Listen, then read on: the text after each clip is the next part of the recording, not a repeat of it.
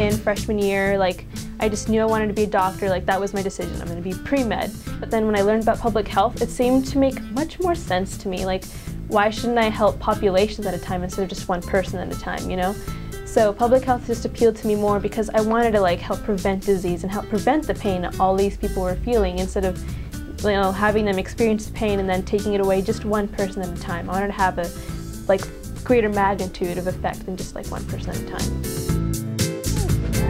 The Suitcase Clinic is probably one of the only student groups, even just organizations out there that directly help and try to alleviate poverty, especially in the city of Berkeley. I mean, we run 3 clinics in the city of Berkeley. It was the only one that directly addressed the situation. And you realize that public health is not just about washing your hands and wearing seatbelts. It's more about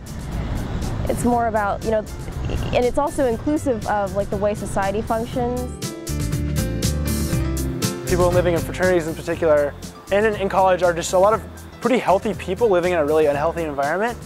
And it's kind of a contradiction because they think they're 20 and I'm 20, I feel healthy and I feel great, and for the most part, most people do. And so it's hard to convince them that there's a lot of risky behaviors that you're being surrounded by.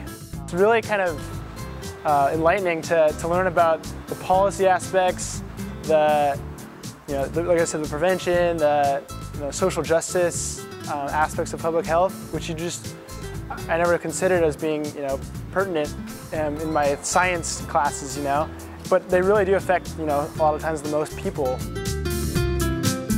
Sophomore year, I joined the health worker program, and that just completely introduced me to the world of public health, and that started sort of a love affair.